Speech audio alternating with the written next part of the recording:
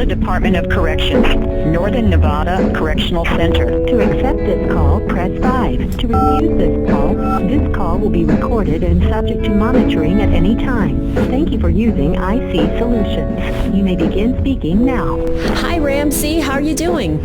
Outstanding. How you doing, Lily? Pretty good. Hey, I want to welcome you to my podcast, and I'm totally thrilled, and I feel very privileged that you are taking the time to talk to me about something that is really close to my heart. It is about your book. And the reason that you and your book are close to my heart is because you are doing time with my brother. Would you care to elaborate about that? Yes, indeed. First off, I'm really appreciative of you for letting me on to your podcast and inviting me on. I am currently incarcerated in the Nevada Department of Corrections and doing time for DUI, and I do know your brother. It's so crazy because we met at probably one of the lowest points in my life. I was in the hole inside of prison, and, to pass the time away, guys do the most, anything that you can to basically pass the time away. So my thing was I was promoting my book in a sense where I had just finished writing it, and I'm talking to people through the door back and forth about how I've been writing a book and how the story is going to be phenomenal. I'm all, yeah, man, in a minute it's going to be crazy. No Loose Ends is going to be out, and da-da-da-da-da. I'm screaming out of the doors at people because we don't actually get out and move around. You literally have to scream through the corner of the door. Heard me promoting it, and he was like, hey man, my sister might be a person that you need to talk to. So he and I became really cool, and I told him about what I was doing, and thankfully he spread the word to you, and here we are. Well, and I really appreciate that, and I started reading your book a few weeks ago, and I couldn't get past the first chapter because I just busted down and started crying because you in the first chapter you described what it was like to be in solitary confinement, and that during that time that I was reading that, I knew that my own brother was in solitary confinement, and it just moved me to my very core, and I had to stop reading it for a while. I have since continued reading it, and it's got the first chapter is kind of like a little bit of a spoiler for the rest of the book, in the sense that you start from the end, like where that you're in solitary confinement. You describe the conditions, and then you go on and start telling your story. And I'm gonna do my best not to do any spoiling because I got a big mouth that way. Right. But it is a super juicy story. What would you like to tell my audience about your book? Well, I just tell you that the beginning is only the beginning. It's not a spoiler at all in the sense that it goes to solitary confinement. The story unwinds around the main character, Travis Smith. His friends call him Contraband. He's a really savvy, above the street level hustler. You know what I mean? In the sense that he's gotten away from being a corner boy. He gets in trouble, and he's out in Reno, Nevada, trying to basically find his way in the world. The story goes, with him dealing with all of the trappings that come with the fast money lifestyle. He's got a couple girl issues that he has to work out. There's people in Reno that don't like him doing bad things, and he himself doesn't like doing bad things. So he's trying to figure out how to get to the place of safety and security and, having a good life that we all dream for. But unfortunately, he's, kind of stuck doing a few illegal things. So the story is fictional. It's not, based on anyone or my life or, anything like that. A lot of people get that impression. It's I guess maybe in being the person that I am, I've experienced a couple of the things that Travis goes through. And what I really wanted to do was paint the portrait for, not only the person that's in the life of a good fictional story that, will excite them and entertain them, but for the outsider, for the grandma in Kentucky, for, you know, somebody who's completely not involved with illegal business or anything like that, it would be, you know, like Heat, the movie Heat with Robert De Niro and Val Kilmer, without so many wild, crazy, fanatical gunshots and gun scenes, but just, you know, a real-life perspective and an entertaining story from a person that, you know, has seen a couple things in that life. Right. My husband was just telling me this morning, he said, honey, did you know that 1 in 32 people in the United States are in the either prison or in some form in the justice system, either in jail, on probation, or being tracked, or some kind of way being controlled by the justice system, and so this is affecting more and more families and people, and it's a non-stop cycle. I mean, like, if you think about it, and I heard one politician say something to the effect of, I don't know, just said something that kind of blew me away for a politician. So he said it's the biggest, I don't know, biggest way to destroy an entire population, and it's not basically a race thing. This is a wealthy and poor thing. You go to prison, you get out with felonies, and then you can't, well, first off, that in itself, having your freedom taken away, it completely destroys the family structure. Second, if you get out of prison and you have felonies, it's almost impossible to attain high-paying work. So once you do that to a person, you limit his ability to rise in society.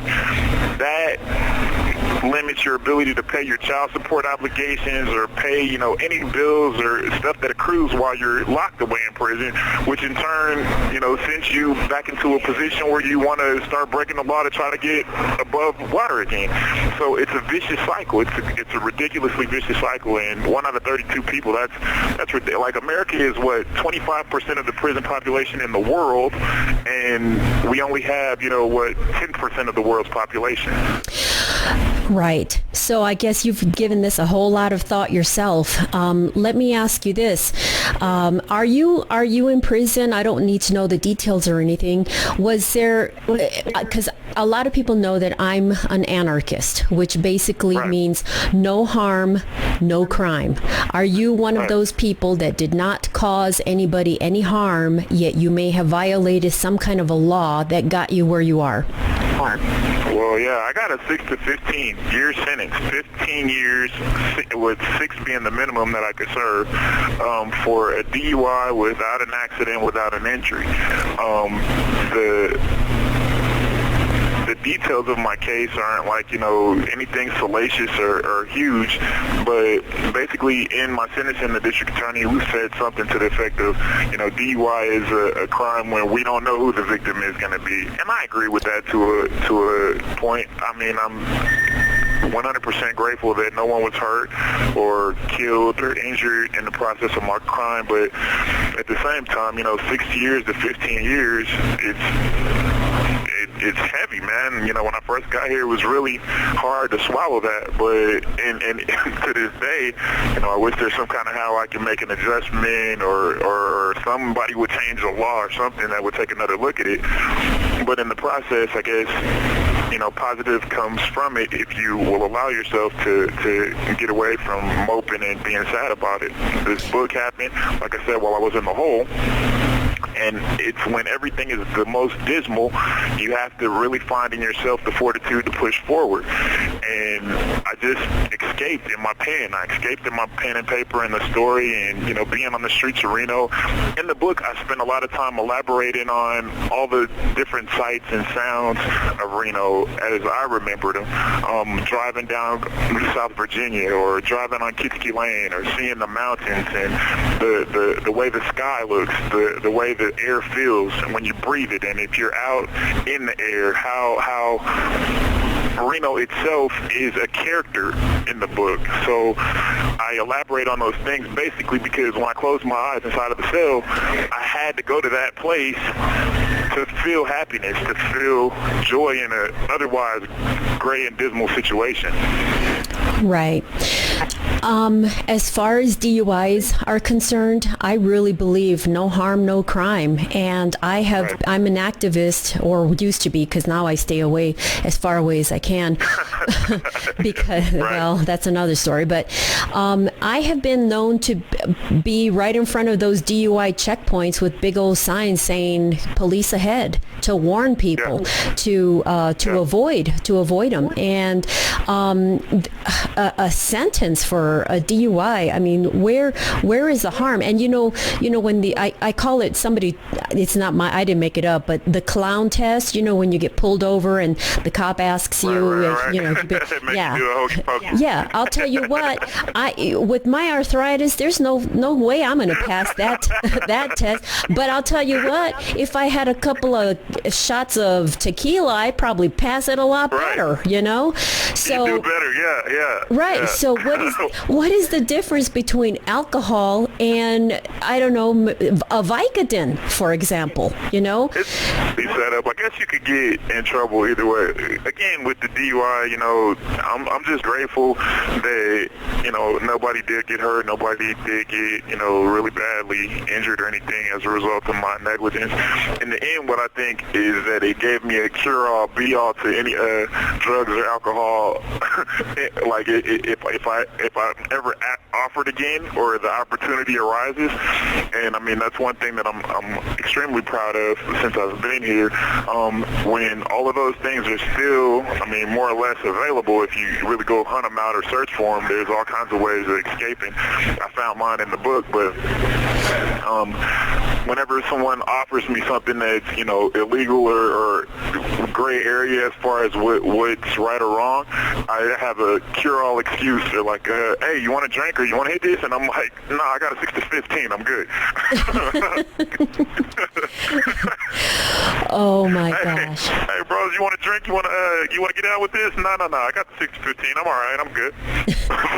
It works out. Well, with this no harm, no crime thing, I think that's what the founders initially had intended. I mean, I think they'd probably be rolling over in their grave if they knew what this nation has turned into. And when you think that the founders rebelled against King George over a 2% tax, and they were these outlaws, and they were throwing tea into the Boston, the Boston Tea Party thing. Now, when you look back, and half of them were slave owners, for God's sakes. I mean, how virtuous is that in retrospect? And now everything. I mean, there's a book out that I've got that's on my list to read after yours. Everyone commits 2 or 3 felonies a day, and you don't even know about it because there's so many damn laws on the book. Yes. So I can't wait to read that. Listen, in retrospect, I'm pretty much a model citizen now. Because 2 or 3 felonies a day, I'm nowhere near that. I'm completely reformed. Or at least that you know of, Right. And now you said that this isn't your book is not a racial, it's not a race issue, but, I'm a brown person and you're a, African American, and the system is absolutely I mean, it's just crucifying the brown and the black community. And I like that your book really kind of reaches out. It's got an African American tone to it. Some of the words I had to look up because I'm not in the. It's been a long time since I lived in East Chicago, Indiana. But But what do you say about the disparity of justice as it relates to ethnicity? Well, I think that it's, again, the privilege and the access at solid attorneys, at solid legal defenses that comes with wealth, that comes with prosperity, that comes with just being above poor, it completely tips the scales when you look at who's getting penalized for crimes in the legal system. You know, African Americans and Hispanics and, you know, even poor immigrants and minorities are unquestionably targeted out, singled, and punished at a way higher rate than, you know, wealthy, affluent, and not black or white totally, but just where the money is, you have the ability to hire the lawyers, you have the ability to, you know, gain some knowledge about the law. And one of the craziest things that cracks me up about the justice system is that it says that ignorance of the law is not a defense. So, but everything having to do with every state, every city, every province, every different region of the country, there's a whole new legal code that's written that lawyers can't barely decipher, and you, Joe average citizen, are accountable for your ignorance of that law. Right. So I think it's I mean, to your question, it's a rough situation to be in, to just not be able to defend yourself. The public defenders that they provide for us are usually paid out of the same office as the district attorney. You're basically a number on a piece of paper, and they do horse trading for you. You know, this guy for this guy, or this guy will let loose because he's gonna, you know, inform on some other guys. And it's not where you're a person in your case or even your crime has any validity to the people that make the decisions about your life.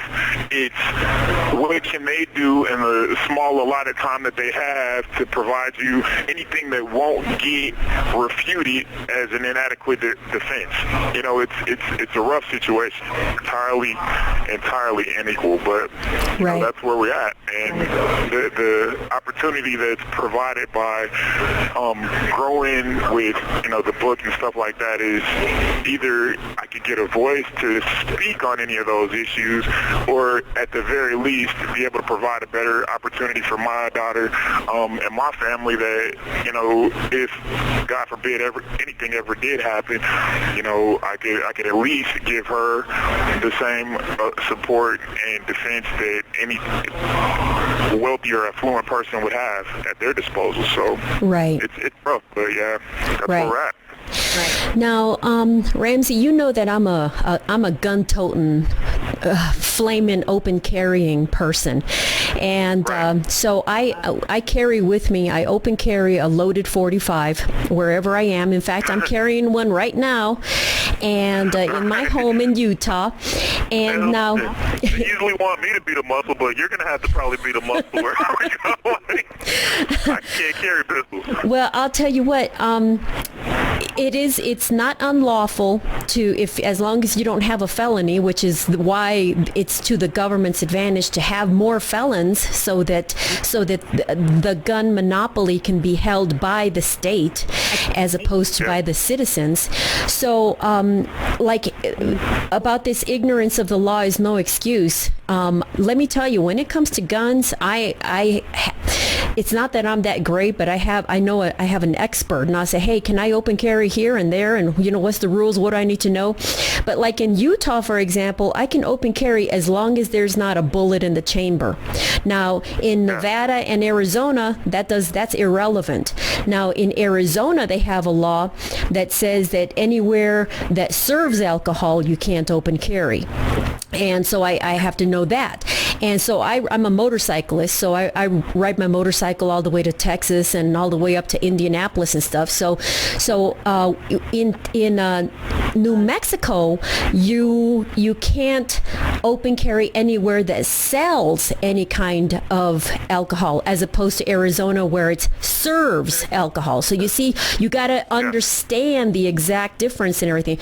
So somebody on a open carry forum on Facebook was saying, well, what you need to do is when you're in New Mexico, you need to just go to Walmart, and Walmart respects open carry. I'm like, excuse me, did you not know that Walmart Walmart sells alcohol, you just advised me to commit a felony. So, I mean, that's crazy. I mean, that's exactly the same thing that we're talking about, in the sense that, you know, that everywhere you go, you have to learn all of the different nuances that, you know, could land you literally in prison, where your rights and your freedom is taken away. So it's rough stuff, but, you know, now I've never been go ahead.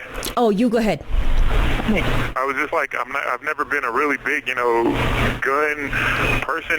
You know, my mom was a sheriff, and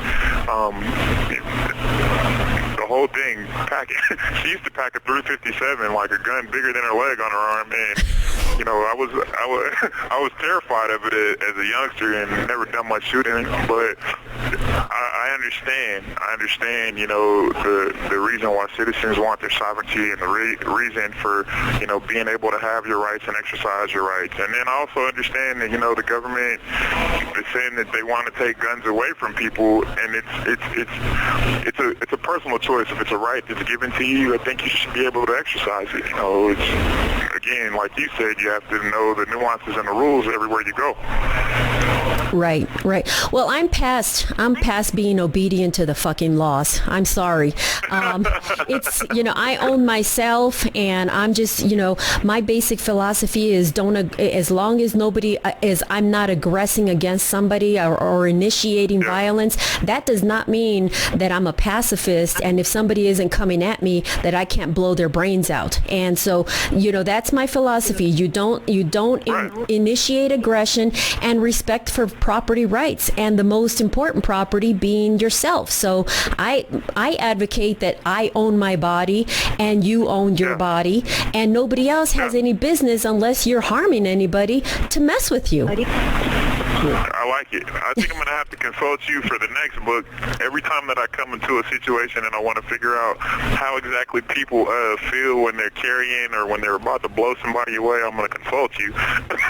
Please do, because I was that first person perspective. I was actually in Nevada. I was preparing for a court case back in the days when I was an activist about 2 years ago, and I went into temporary housing, and somebody actually tried to get into my apartment, my room. It was like a hotel, like a week lodging type of a thing. And he was drunk. He was pounding my door. And that was the only time that I put my belt on with my gun, and I unholstered my gun, and I was pointing it at the door. I says, I am armed, get the hell out of here. And he left, and he went upstairs, and he busted into the room up above me. Of course, the cops did come and arrest him and everything, but that's a time that I really could have been harmed, and that's the only time that I've ever actually had to, you know, pull it out to use it defensively, potentially. Thank goodness I didn't have to, because that's a scary idea. So as far as the DUI, I also wanted to say, you know, DUIs and speed limits, and supposedly all these damn laws are supposed to keep us safe. You know, you're not supposed to go over some arbitrary speed limit. Well, I used to be a registered nurse, and so I know a little bit about blood alcohol levels and everything. So how, you know, it's arbitrary. I think they just recently changed the law out there in Nevada where you're at, where it's 0.08, and somebody's trying to make it 0.06, the blood alcohol level. That is so damn arbitrary. Whereas as a gun owner, I think I'm allowed to be like 1.2 or something. I can be drunker. That's crazy. So you could be double the limit and have an actual piece of kill. 1 minute remaining. And I don't, you know, absolve myself from wrongdoing with the DUI. I don't think it's good to drink and drive. You know, I think it's terrible to put people at risk. But at the same time, you know, that is kind of crazy how the laws go. In my humble opinion, you know, however they put it together, at this point, I have to toe the line, and I live vicariously through, you know, my writings, man. I'm not going to, you know, try to buck the whole system now, especially being at this weakened state. But, hey, I think the phone's going to hang up, or I'll call you right back. Sounds good. All right. Okay, so we were talking about arbitrary laws and arbitrary numbers of, like how you can be twice as intoxicated and have a firearm, but, you compared to what you did. Do you know what your blood alcohol level was by chance? Was it just right there, or was it? That's what I was going to get to. The thing that is kind of weird about it all, I don't know if, you or the audience are seeing any pictures of me, but I'm like 6'6", 255 pounds now because I've been working my cardio program. When I get back on the weights, I get up to like 275, 280. So the blood alcohol level, where in my head, I think that I'm just buzzed, or, I'm just kind of cruising along with a cool vibe. And when someone else at .08 is, falling down drunk, it's neither here nor there. And in a sense, I can get salty and bitter about everything that happened with my case, but again, I just try to grow from that. I experienced that a couple of times over, and being grim about it hasn't really yielded many positive results. The best thing that has happened to me in terms of this case and being incarcerated and just being able to grow and learn is that, you can be put in terrible, terrible situations, and it's not about how the situation affects you, it's about how you respond to that situation. Right now, I get motivated to wake up and do stuff that is going to affect my life in the world with the book, No Loose Ends. With that, I'm able to call people with purpose. I don't call and just, hey, how's it going, and what are you watching on TV, and, how's the kids, and anything like that. You know what I mean? Like, that stuff is important, and I love talking to people about their lives, but the worst part about, being here is that those day-to-day interactions are taken away from me. So when I call, it's with drive, it's with purpose, it's with, listen, man, how can I figure out, a way to try to make this situation not so dog shit terrible? How can we get, an interview? How can we make bigger exposure about the book? How can we get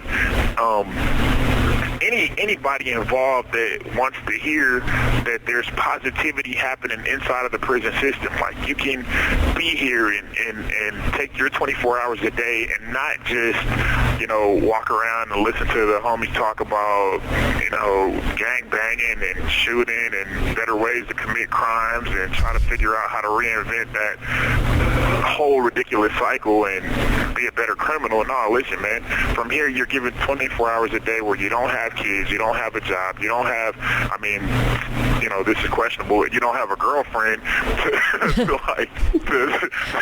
that's going to be demanding of your time. So you have 24 hours a day to become the best you that you can possibly be. And that's a blessing in a sense if you take advantage of it. And I'm just so happy and I'm grateful that whatever clicked on in my head that made that the way that I went. I'm not in here fighting and going through all of the madness that people do. You can choose to. You can go search that out just like you can go search out a bar when you're already, when it's 3 in the morning, or you can go and search out a fight with someone over nothing. You can go and pick any kind of crime or nonsense to get yourself into.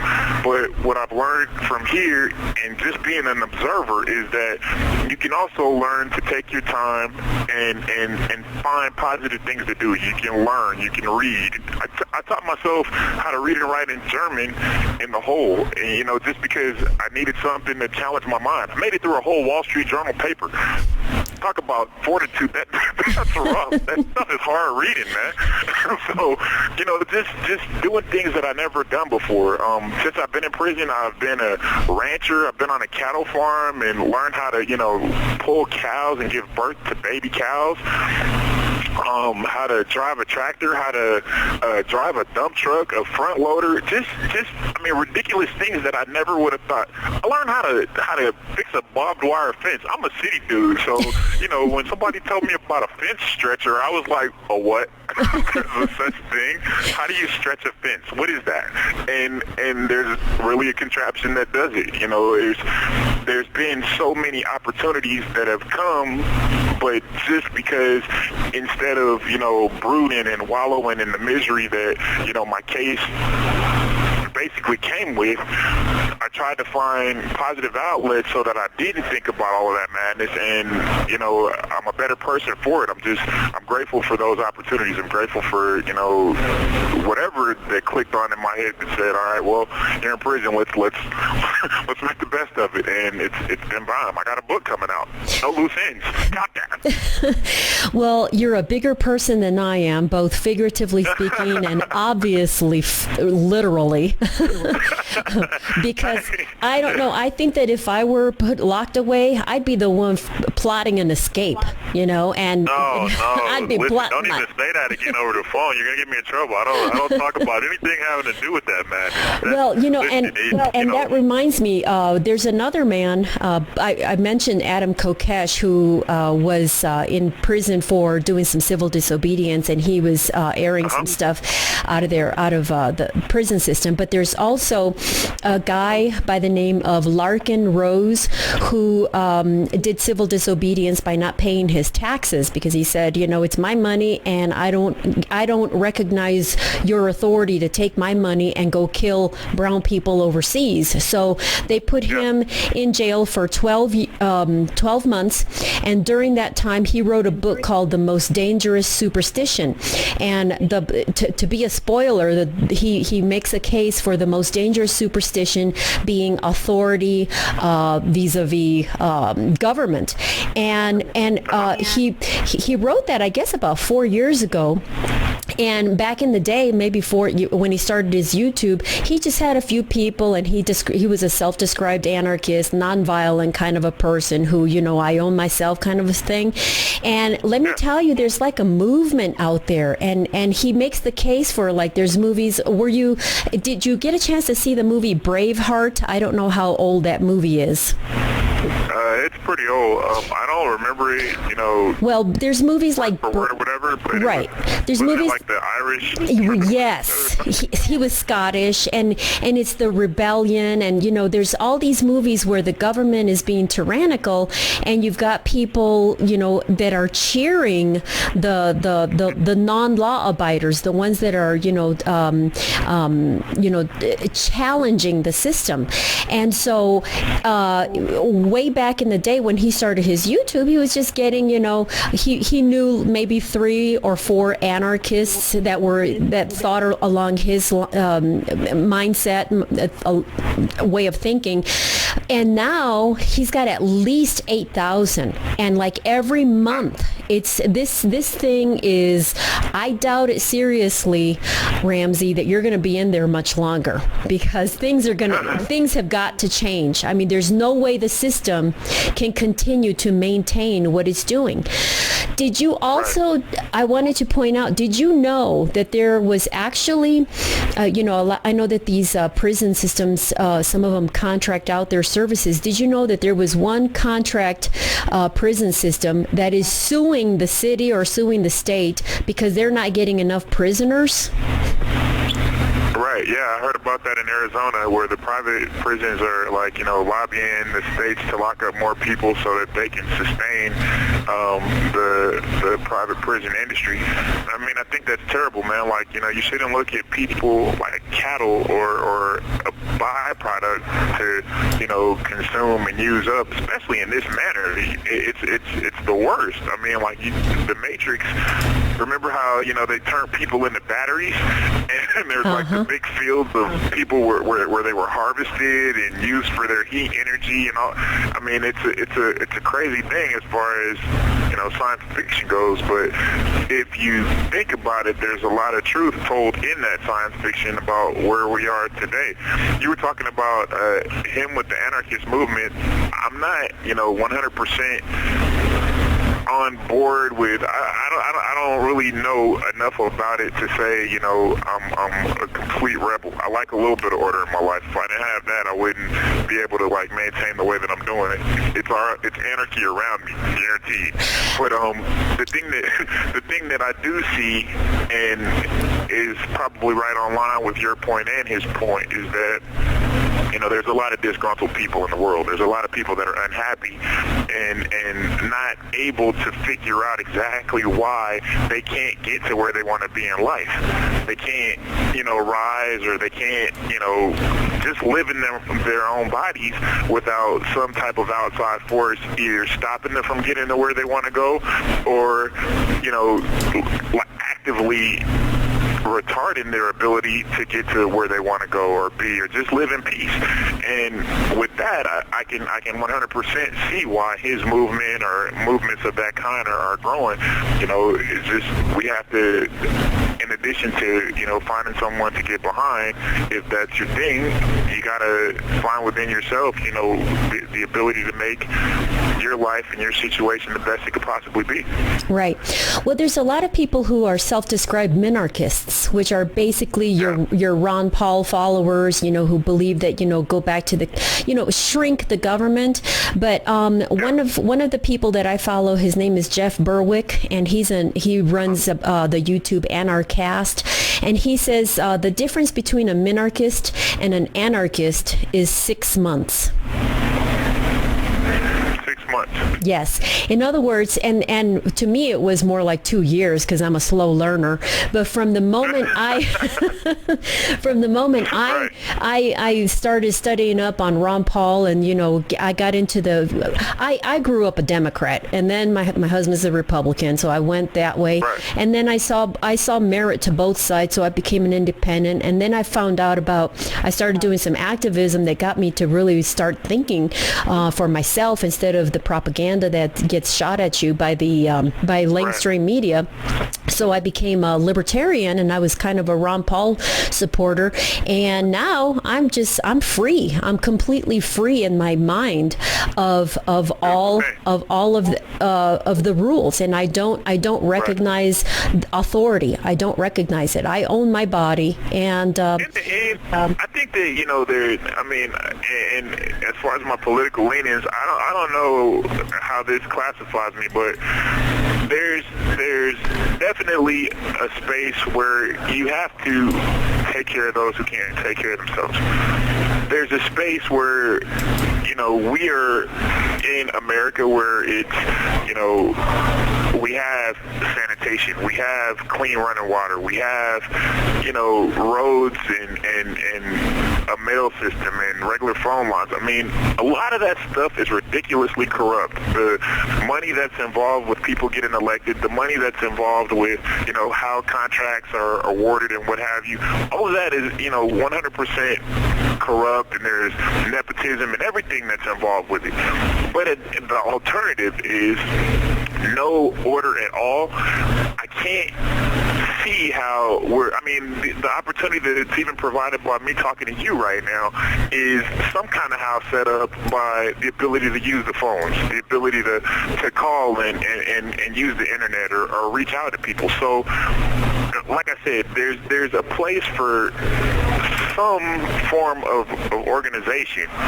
It doesn't have to be overreaching and overbearing where it stops my happiness or my progress, but, you know, what's the alternative? No road. I mean, there's plenty of countries that, you know, Somalia and Uganda and all of those places where, you know, there is no structure and shit's whack, man. Well, I don't want to be there. Right, and I hear what you're saying, and that's exactly the sort of thinking that I used to have. But when you consider that when you have a government, who tends to gravitate towards positions of power if it isn't sociopaths? And the other thing, I'll send you some, I'm going to write you a letter and ask you a few questions, because I bet you at heart you're an anarchist, and and it's going to take you 6 months. It's going to take you 6 months. 6 months or 2 years.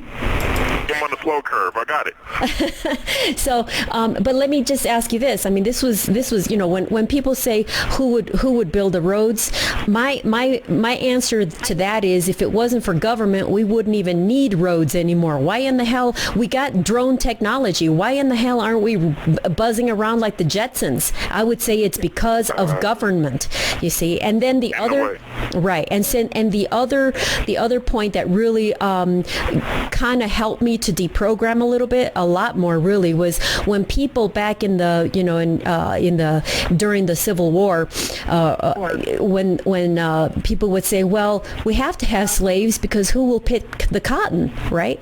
So that wasn't the right question. The right question is it moral to own a human being? That was the right question. And so when we have all of these questions, well, who will do this, who will do that, let the free market take care of it. As long as you don't have the biggest mafia called government setting the rules and prohibiting entrepreneurship and liberty, then I think that humanity, I've been riding my motorcycle for 6 years now, and I ride mostly, I've got 100,000 miles on my most recent motorcycle. And I ride mostly by myself, and there's been a number of times when I run out of gas or whatever. There's never been a shortage of human beings that have come to my rescue. I have a great deal of love and appreciation and faith in humanity. And somebody said to me, "Oh, TigerLily, you just think too greatly of the humanity. I mean, look at what happened during Katrina. Were you already in prison when during Katrina, Ramsey?" I'm not sure. I remember vaguely seeing it. No, I was watching it on CNN. Okay. Because I have family in the South. I'm originally from Florida. I got family in Texas and Louisiana. Right. All down south, all of that stuff is like serious to me. Right. Well, the victims of Katrina, a lot of them got corralled into this big old stadium kind of a thing, and there was raping going on, and there was like people calling it anarchy, but that's not what real anarchy is, right? And so somebody says, that was just evil. Yeah, and I says, well, honey, let me ask you this. Do you think that if the women had guns, anybody would have been raped? He's like, oh, kind of the light bulb turned on, So there's a whole nother way of looking at humanity and how we can govern ourselves. But the first thing is to absolve the mind of this of this indoctrination that we need something outside of ourselves and each other to help. Because charity is a beautiful thing, and I really believe that taxation, that's not charity. It is human nature, man. It is definitely human nature for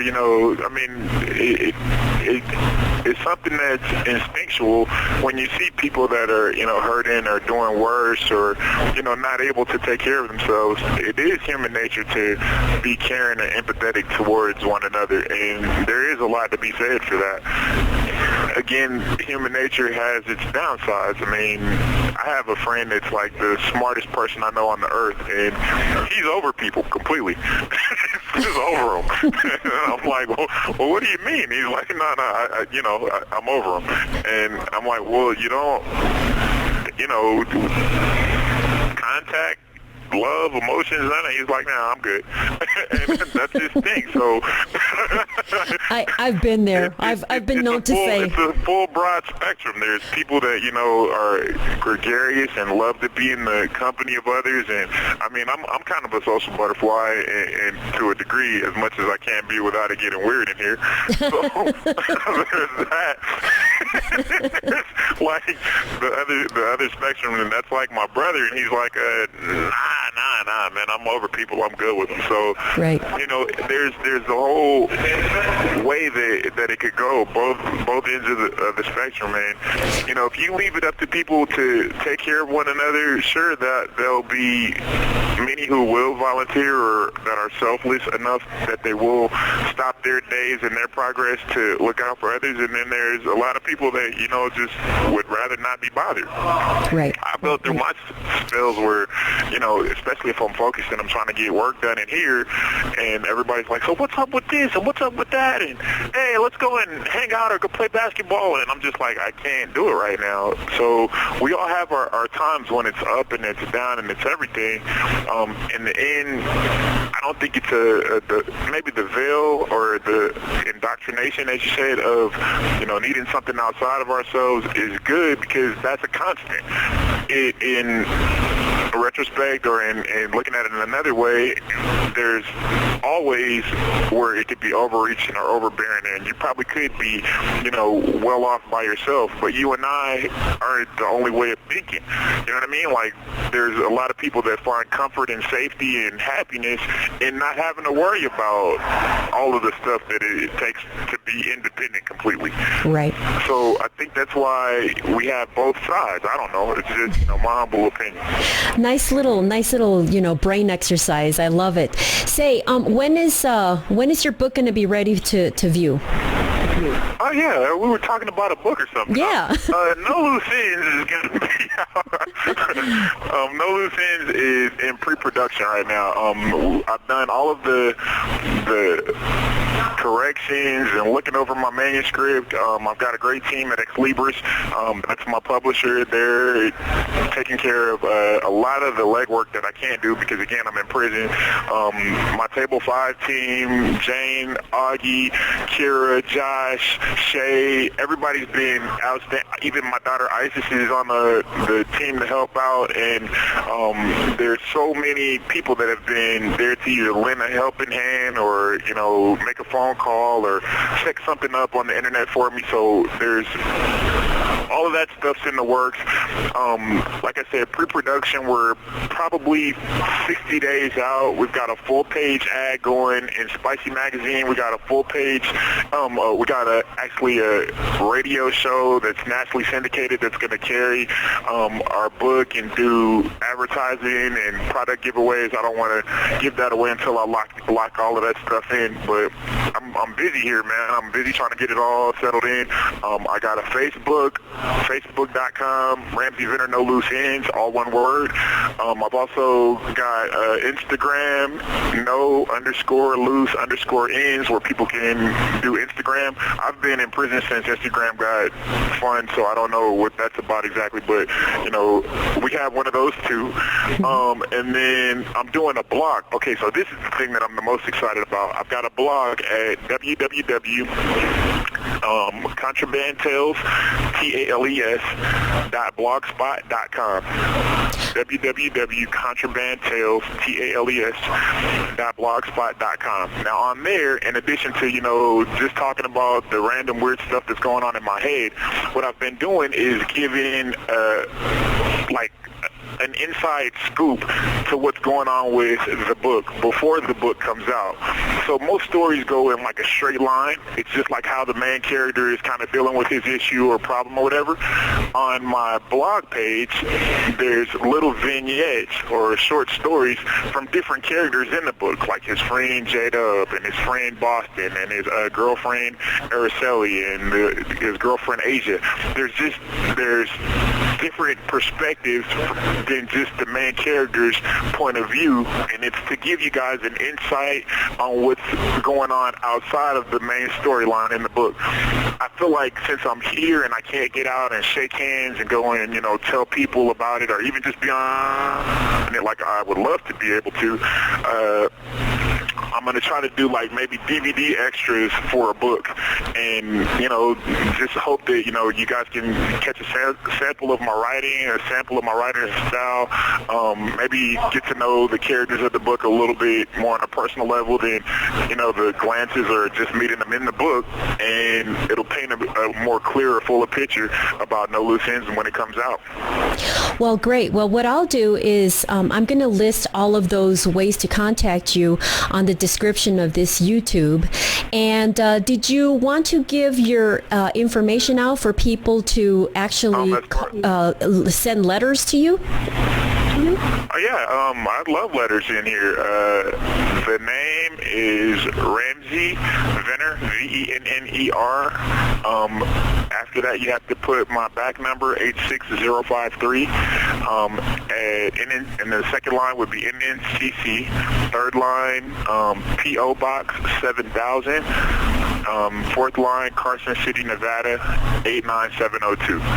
And that's how you mail me directly. I've been pretty awesome about returning letters to everybody. I love the support. I love the, you know, the well wishes. Even, you know, just saying what's up is cool, you know, to break up the monotony. I see the guys here every day, so anybody from the outside world is definitely well appreciated and welcome to shout out. Well, you're my hero, Ramsey, and thank you for the work that you're doing. The work that you're doing is really important. And when is your next book going to be coming out, and what's that going to be about? Yeah, man, there's stuff in the works already. So, and this might be a little more up your alley. My first book, No Loose Ends, like I said, is on the way. That's in its final stages. I'm working on 2 more projects right now. I got one called Political Prisoner that, you know, I'm going to bring to you first, just like this book. And then I'll have probably the sequel to No Loose Ends, and I don't know, man, just sky's the limit. There's so many stories walking around me right now. I literally can just right, no, and write until I'm arthritic. I don't know, I guess. Well, how do you do that? Do you just write a few, you know, chapters and then send them to somebody who types them up, or how does that work? It's a whole, well, I've got it down to a pretty sleek process now. Initially, it was rough, man, because, you know, when you don't have, everybody in prison has, like, you know, these big grandiose ideas when they get on the phone with their people, and, you know, I've found that most people are, when you talk to them in the world, they've either heard big plans or they've, you know, gotten desensitized to people with big plans. So with when I first started out, not having something concrete that I could show anybody, it was like, oh, really, you're going to write a book? Yeah, great. Well, let me know how that works for you. You know what I mean? Like, I was getting, not necessarily the brush off, but just, yeah, okay, good. Yeah, that's what you're doing.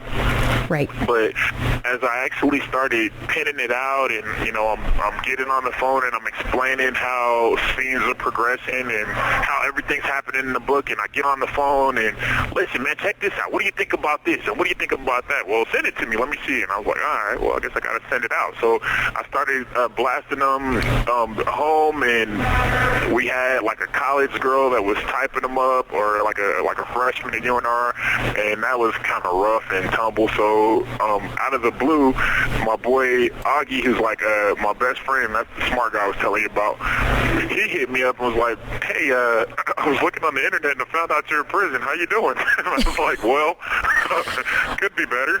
And he's been like, I said, but listen, the good side, before, you know, we get to making me feel like crap for being here, I got something that I'm working on. Would you please help me? And I started blasting like my handwritten works to him. He's transcribed them, and he and I back and forth went into the process of copy editing. You know, like I said, he's probably the smartest dude I know, and between him and me going over all of the dictionary and punctuation and grammar, we ended up with a manuscript that was like something I could show people, and like, look, man, I'm not just BSing. I really got something that I want to work on. So Jane, who's been phenomenal through this whole process, she helped me out. A couple friends and family helped me out with a little bit of cash, and I got on board with Ex Libris, found them off the internet. My homegirl out of Florida hit me up and told me about them, and, you know, it just, like I said, from a place of darkness, I started reaching out to people with a real desire, with a real hope to do something positive, and all these things started coming together, and we ended up with Ex Libris as the publisher, They've given me a fully copy edited version of my book to check out and to, give my approvals on. They put a whole art team to work on designing the cover. 1 minute remaining. Thank you. I got a phenomenal homegirl in Maryland named Kira. She's been phenomenal as far as giving me advice, and then my boy in Reno, Josh, he's been there for me. So like I said, I got a great team that's helped me out, and we put together an outstanding product. I think it's a great read. I think people are going to crack up at parts, see the characters' pain in other parts, and I hope it's just, like you say, Oprah-worthy at some point. Absolutely Oprah-worthy. Thank you so much. I know we're out of time. Thank you. All right. Bye-bye.